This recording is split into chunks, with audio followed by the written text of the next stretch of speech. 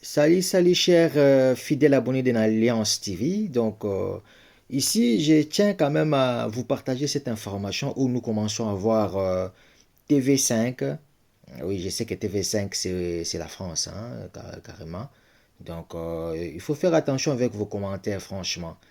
Il faut arrêter d'instrumentaliser, en fait, le média par vos informations, par votre analyse intox, oui, ou soit analyse euh, qui provoque en fait, ou soit qui pousse à influencer ceux qui vous suivent, croyant que ce n'est que ces deux petites têtes-là que vous montrez, c'est ça la population. Les gens qui parlent que par leur haine et leur soif de pouvoir, et parce qu'ils ont échoué, je suis désolé, ça pouvait bien aussi être un membre, je ne sais pas moi, de l'IDPS, de n'importe quel parti politique, parce que moi je ne suis pas dans une partie politique, je suis apolitique. Voilà.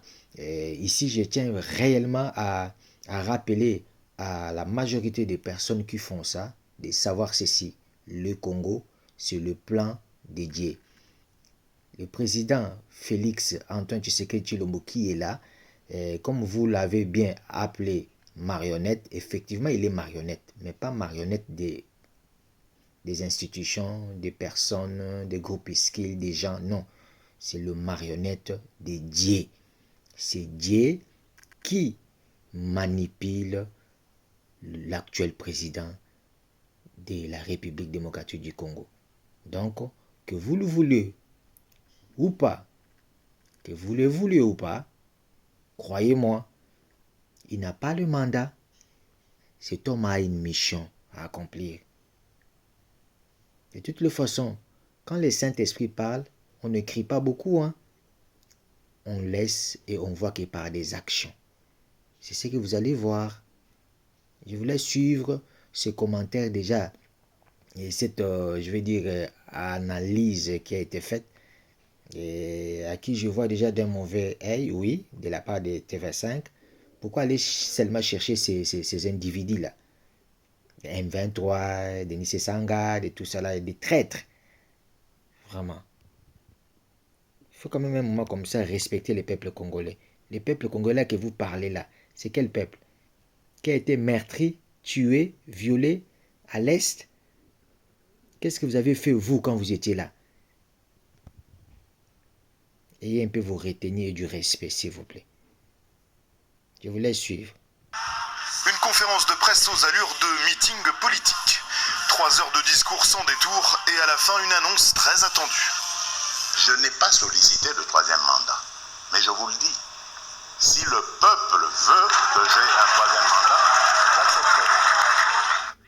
Pour cela, il faudra modifier la Constitution après consultation de la population par référendum, a-t-il précisé, car son deuxième mandat s'achèvera en 2028, année durant laquelle la prochaine élection présidentielle doit avoir lieu, mais elle serait impossible à organiser si le conflit qui fait rage à l'est du pays venait à durer dans le temps. Si on ne peut pas terminer cette guerre, malheureusement, on ne pourra pas organiser des élections en 2028, mais ce ne sera pas parce que j'ai refusé de les organiser. Les ressources sont là, on peut le faire. Réaction immédiate de l'opposition. Denis Sanga, président du parti En Vol, dénonce à notre micro les ambitions du chef de l'État. Vous partez seulement chercher les gens pour dénoncer. Cette fois-ci, vous n'arriverez plus. Vous échouerez lamentablement. Les Congolais, les vrais Congolais, les 105 millions de vrais Congolais, de pères et de mères, qui se sont déjà réveillés.